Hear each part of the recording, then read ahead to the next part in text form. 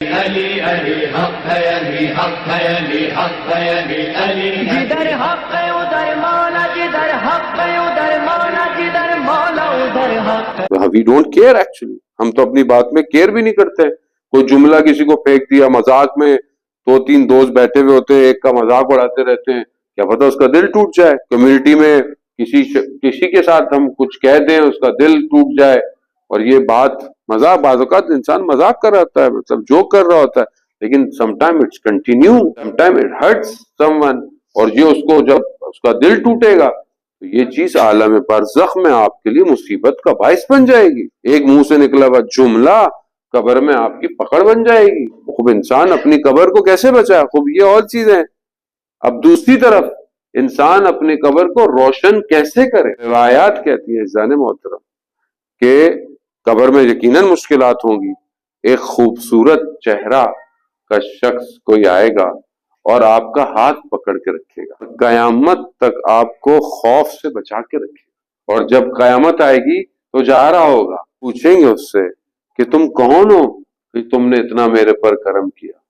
کہا میں وہ خوشی ہوں جو تم نے مومن کے دل میں ڈالی تھی۔ خوب یہ ادخال السرور، یہ جو ہے یہ صرف پیسے سے نہیں آتا۔ یا آپ کوئی مومن کو آپ کہتے ہیں جو خوش کرنا ہے، میں کیسے خوش کروں، اور اس کو گھر دلا کے دے دیں۔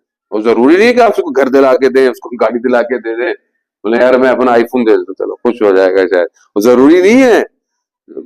ہو سکتا ہے کوئی چھوٹی سی چیز آپ کی اس کو دے، خوش ہو جائے، مومن ہے۔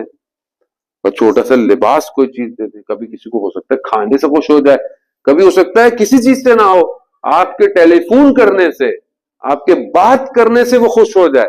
ادخال سرور ہے یہ، آپ زندگی میں ڈھونڈیں لوگوں کے دلوں کا واقعا خوش کریں۔ اب آپ دیکھیں روایات کیا کہتی ہے۔ شخص جو ہے وہ امام جعفر صادق علیہ السلام،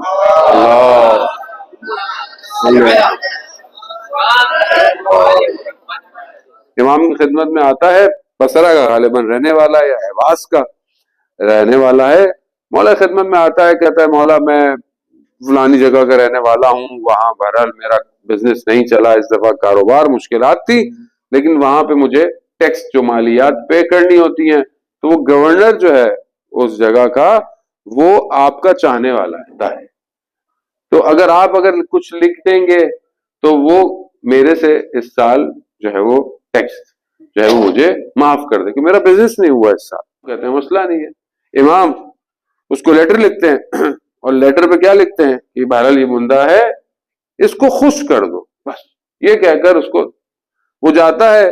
جب اسے پتہ چلتا ہے کہ امام کا کوئی قاصد آیا ہے، امام کا کوئی لیٹر لے کے آیا، تو ننگے پاؤں دوڑتا ہوا آتا ہے، دیکھتا ہے امام کے خط کو پکڑتا ہے، لیٹر کو پکڑتا ہے، چومتا ہے، اس کو چومتا ہے، اس کو اندر بلاتا ہے، کھولتا ہے، امام کی ٹیکسٹ کو دیکھتا ہے، پھر اس سے پوچھتا ہے میں تمہیں کیا چاہتے ہو تم؟ کہا کہ میرا یہ مسئلہ ہے۔ تو اسی وقت اپنے جو بھی آفس کا جو بھی اس زمانے میں سسٹم ہوتا ہوگا، بندے کو بلاتا ہے، جو بھی جہاں لکھا ہوتا ہے، کہا اس کا سب یہ ختم کر دو، معاف کر دو۔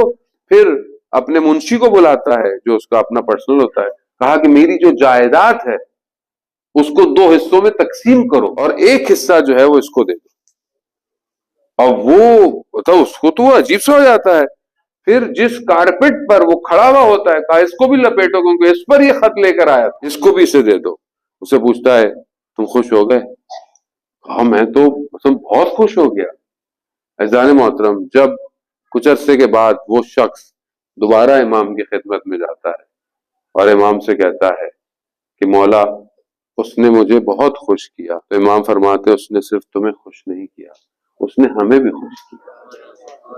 خوب یہ ادخال سرور یعنی اپنے مومن بھائی کو خوش کرنا، اور سب سے پہلی ذمہ داری تو انسان کی اپنی سراؤنڈنگز میں ہے، فیملی میں ہے، اس کے بہن بھائیوں میں ہے، دوستوں میں ہے، کزنز میں ہے، رشتہ داروں میں ہے، نیبرز میں ہے۔ بہرحال آپ کے نیبرز ہیں، سلمان ہے، بہرحال مطلب آپ کبھی کوئی چیز دے دیں، کوئی کھانا، کبھی گفٹ دے دیا، تو وہی بہرحال آپ کے سب آرڈینیٹس ہیں، کوئی کام کرتا ہے، کوئی کہیں بزنس کرتا ہے، کسی کو آپ نے خوش کر دیا۔ خوب یہ خوشی قبر کے اندر خوبصورت انسان بن کے آئے گی، اور یہ آپ کو ان سب مشکل مرحلات میں آپ کا ہاتھ پکڑ کے رکھے گی اور کہے گی کہ ڈرو مت، میں تمہارے ساتھ ہوں ظالموں کا۔